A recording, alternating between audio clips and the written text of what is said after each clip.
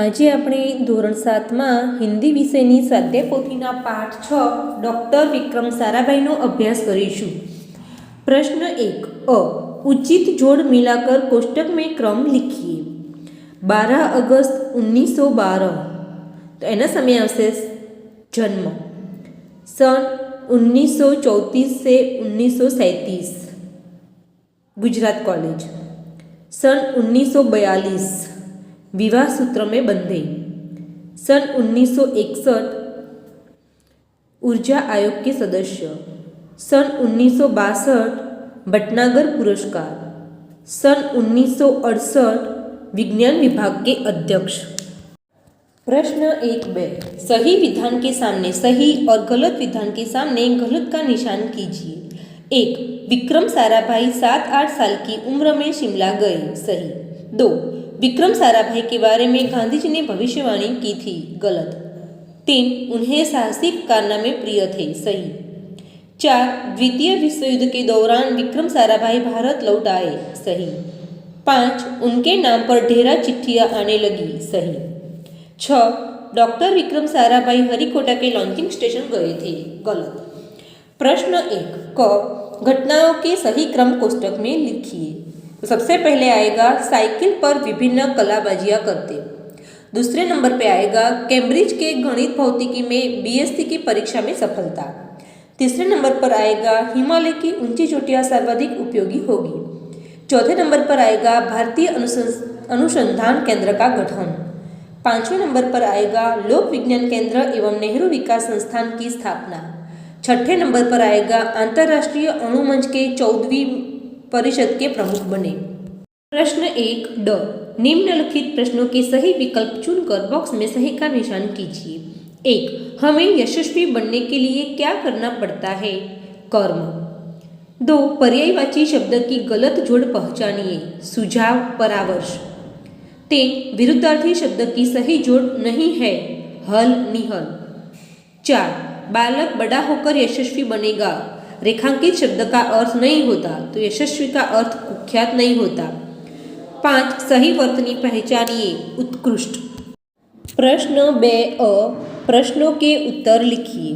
1 doctor Vikram Sarabhai ने कौन कौन से संस्थानों की स्थापना की है? जवाब डॉक्टर विक्रम साराभाई ने सन 1947 में अहमदाबाद में भौतिक अनुसंधान प्रयोगशाला की स्थापना की। अहमदाबाद में ही उन्होंने टेक्सटाइल इंडस्ट्रीज रिसर्च एसोसिएशन की आधारशिला रखी।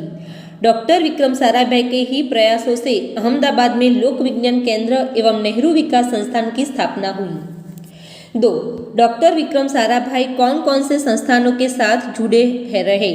जवाब परमाणु ऊर्जा आयोग के सदस्य बनाए गए। डॉक्टर भाभा की मृत्यु के पश्चात परमाणु ऊर्जा संस्थानों का भार युवा वैज्ञानिक डॉक्टर विक्रम साराभाई के कंधों पर ही आ गया। उन्होंने भारतीय अनुसंधान केंद्र का गठन किया। 3 डॉक्टर विक्रम साराभाई ने जन सामान्य की विज्ञान के प्रति रुचि जागृत करने के लिए क्या किया? जवाब विज्ञान के प्रति सामान्य जन की रुचि जागृत करने के लिए डॉक्टर विक्रम साराभाई ने अहमदाबाद में लोक विज्ञान केंद्र और नेहरू विकास संस्थान की स्थापना की। 4 भारत सरकार ने गुलमर्ग में वैज्ञानिक उपकरणों से लैस एक प्रयोगशाला स्थापित क्यों की? जवाब ब्रह्मांड तथा सौरमंडल ने कई जटिल प्रश्नों का प्रायोगिक हल निकालने का श्रेय डॉक्टर विक्रम साराभाई को प्राप्त है। यह उन्हीं का सुझाव था कि कॉस्मिक किरणों पर प्रयोग के लिए हिमालय की ऊंची चोटियाँ सर्वाधिक उपयुक्त व अनुकूल होगी। इसलिए भारत सरकार ने गुलमर्ग में वैज्ञानिक उपकरणों से लैस एक प्रयोगशाला स्थापित की। 5 डॉक्टर विक्रम साराभाई ने टेक्सटाइल इंडस्ट्रीज रिसर्च एसोसिएशन की आधारशिला क्यों रखी? जवाब देश में वस्त्र उद्योग की तकनीकी समस्याओं के हल निकालने के उद्देश्य से डॉक्टर विक्रम साराभाई ने टेक्सटाइल इंडस्ट्रीज रिसर्च एसोसिएशन की आधारशिला रखी। प्रश्न 2 प्रश्नों के उत्तर लिखिए। 1 डॉक्टर विक्रम साराभाई ने अपने नाम खुद क्यों चिट्ठी लिखी होगी? जवाब विक्रम साराभाई ने देखा कि उनके पिताजी के नाम हर रोज कई सारी चिट्ठियाँ आ रही है, पर उनके नाम पर कोई चिट्ठियाँ नहीं लिख रहा। इसलिए विक्रम साराभाई ने खुद ही अपने नाम पर चिट्ठी लिखी और पोस्ट ऑफिस में डाल दी ताकि उनके नाम की भी चिट्ठी आई। 2. डॉक्टर विक्रम साराभाई साइकिल पर विभिन्न कलाबाजियां करते थे। इस तरह आपको क्या करना पसंद है? जवाब: मुझे छोटी छोटी कविताएं बनाकर उन्हें गाना पसंद है। चुनाव के समय अपनी मनपसंद पार्टी के पक्ष में ट्रक पर सवार होकर प्रचार करना मुझे अच्छा लगता है। मैं जोशीले नारे लगाता हूँ, कविता में उस पार्टी की विशेषताएं और उपलब्धियां उजागर करता हूँ। मेरे इस शौक के पीछे मेरा कैसा भविष्य छिपा है यह मैं नहीं जानता। 3. आपको विज्ञान का कौन सा आविष्कार पसंद है, क्यों? जवाब: हमें विज्ञान का टेलीफोन आविष्कार पसंद है, क्योंकि टेलीफोन की मदद से हम दुनिया के किसी भी कोने में बैठी हुई व्यक्ति से बात कर सकते हैं। दुनिया के कोई भी कोने की जानकारी मिल सकती है। आजकल तो स्मार्टफोन की मदद से समय देखना, हिसाब किताब करना, फोटो खींचना, ईमेल करना आदि बहुत सारे काम कर सकते हैं। इसलिए मुझे टेलीफोन का आविष्कार बहुत पसंद है। 4. आप बड़े होकर क्या बनना चाहते हैं, क्यों? जवाब: हम बड़े होकर शिक्षक बनना चाहते हैं, क्योंकि शिक्षक अपने विद्यार्थियों को कुछ करने के लिए प्रेरित करते हैं। शिक्षक अपने विद्यार्थियों को शिक्षा देते हैं, जिससे कोई भी विद्यार्थी आगे बढ़ सकता है। मैं शिक्षक बनकर अपने समाज के लोगों को शिक्षित करना चाहता हूँ। इस तरह मैं अपने देश की सेवा कर सकता हूँ, इसलिए मैं शिक्षक बनना चाहता हूँ। 5. किसी व्यक्ति को सम्मान क्यों प्रदान किया जाता है? जवाब: जब किसी ने समाज के लाभ के लिए कार्य किया होता है, या फिर किसी क्षेत्र में ऊंचा नाम कमाया हो, या किसी के हित में कार्य किया हो, या पढ़ाई में अच्छे नंबर लाए हो, तो वे सम्मान के पात्र बनते हैं। प्रश्न 3. शब्दों को उचित क्रम में रखकर अर्थपूर्ण वाक्य बनाइए। 1. विक्रम साराभाई एक महान वैज्ञानिक थे। 2. विक्रम साराभाई 8 भाई बहन थे। 3. उनका परिवार एक प्रतिष्ठित उद्योगपति परिवार था। 4. उन्हें साहसिक कारनामे प्रिय थे। 5. यह बालक बड़ा होकर बहुत यशस्वी बनेगा। प्रश्न 4. निम्नलिखित शब्दों का वचन परिवर्तन करके वाक्य में प्रयोग कीजिए। जैसे लड़का, लड़के। वाक्य प्रयोग: लड़का पढ़ रहा है, लड़के पढ़ रहे हैं। 1. मूर्ति, मूर्तियाँ। वाक्य प्रयोग: वह मूर्ति अच्छी है, वे मूर्तियाँ अच्छी है। 2. चिट्ठी, चिट्ठियाँ। वाक्य प्रयोग: चिट्ठी शिक्षक ने लिखी थी, कई सारे छात्र चिट्ठियाँ लेके आ गए। 3. तोता, तोते। डाल पर बैठा तोता उदास था, तोते गगन में उड़ रहे हैं। 4. लिफाफा, लिफाफे। वाक्य: वह लिफाफा दे दो, वे लिफाफे दे दो। प्रश्न 5. निम्नलिखित विधानों में से सर्वनाम ढूंढकर उन्हें तालिका में वर्गीकृत कीजिए। 1. यह लड़का बड़ा बहादुर है, यह निश्चयवाचक सर्वनाम। 2. मुझे कोई बचाओ, कोई अनिश्चयवाचक सर्वनाम। 3. अंधेरे में कुछ भी हो सकता है, कुछ अनिश्चयवाचक सर्वनाम। 4. वह महाभारत का पात्र है, वह निश्चयवाचक सर्वनाम। 5. वे गांव जा रहे हैं, वे निश्चयवाचक सर्वनाम। 6. उन्हें मत सताओ, उन्हें अनिश्चयवाचक सर्वनाम। प्रश्न 6. निम्नलिखित परिच्छेद का मातृभाषा में अनुवाद कीजिए। પુસ્તકાલયમાં જતી વખતે તેના નિયમો વિશે માહિતી મેળવવી જોઈએ. ત્યાં જઈને એ જ પુસ્તકો વાંચો જેની તમને જરૂર છે. પુસ્તકાલયમાં આવા ઘણા પુસ્તકો હોય છે.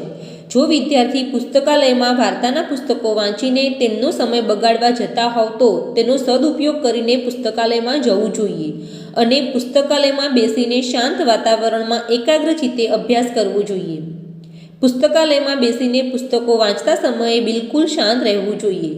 પુસ્તકાલયના પુસ્તકો પર પેન્સિલ અથવા પેન વડે ચિત્રામણ કરવું, તેમના ચિત્રો ફાડવા કે ગંદા કરવા તે યોગ્ય નથી. ત્યાં બેસીને આપણે બીજાનું પણ ધ્યાન રાખવું જોઈએ. આપણે એવું કોઈ વર્તન ન કરવું જોઈએ જેથી અન્ય લોકોને અડચણરૂપ બને. પુસ્તકાલય કોઈ એક વ્યક્તિ માટે નથી, તેથી ત્યાં સંગ્રહિત પુસ્તકો સામાજિક સંપત્તિ છે. તેથી આપણે પુસ્તકાલયના પુસ્તકોને તે દૃષ્ટિકોણથી જોવા જોઈએ. प्रश्न 7. निम्नलिखित शब्दों के बाद तुरंत आने वाले शब्द शब्दकोश में से ढूंढकर लिखिए. 1. हासिल, हॉस्पिटल. 2. योगदान, योगदायी. 3. समर्पित, समर्पिता. 4. विकास, विकासशील. 5. साहसिक, साहसिकता. 6. महान, महानता. 7. प्रतिभा, प्रतिभागी. निधन, नियति. 9. सानिध्य, सानिया. 10. प्राप्त, प्राप्तांक. प्रश्न 8. अपनी राय दीजिए. विज्ञान का एक भी आविष्कार न हुआ होता तो क्या होता? जवाब: यदि विज्ञान के बिना दुनिया की कल्पना करें तो हमें एक गहरा शून्य ही दिखाई देता है। एक सामान्य उदाहरण के माध्यम से इस बात को साबित किया जा सकता है। कल्पना कीजिए कि अब तक एडिसन ने विद्युत बल्ब का आविष्कार न किया होता तो शायद पूरी दुनिया अंधेरे में डूबी रहती। प्रश्न 9, निबंध लेखन कीजिए। विज्ञान वरदान या अभिशाप? विज्ञान की दोहरी प्रकृति के बारे में हम सब जानते हैं।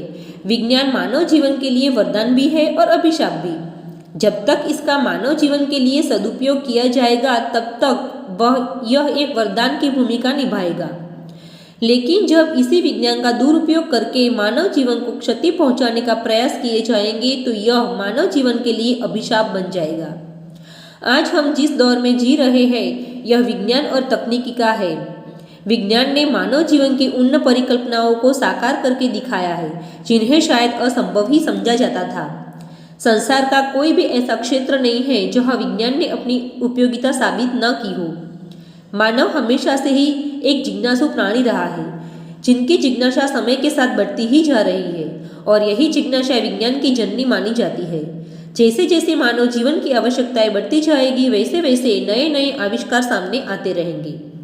आज स्वास्थ्य चिकित्सा, दूरसंचार, यातायात, सूचना प्रौद्योगिकी और अंतरिक्ष विज्ञान, इन सभी क्षेत्रों में विज्ञान की अपनी विशेष भूमिका है। जिस मानव समाज में हमेशा से केवल चंदा मामा की कहानियां सुनाई जाती थी, आज वही मानव प्रजाति अंतरिक्ष और चंद्रमा दोनों पर पहुंच भी चुकी है। विज्ञान की बदौलत ही आज दूरसंचार और सूचना प्रौद्योगिकी को बढ़ावा देने के लिए मोबाइल फोन से लेकर सुपर कंप्यूटर तक मौजूद है। જો તમને મારો આ વિડીયો ગમ્યો હોય તો એને લાઇક, શેર અને સબસ્ક્રાઈબ કરવાનું ભૂલતા નહીં। તો આવા નવા વિડીયો મેળવતા રહો અને જોતા રહો। Thank you.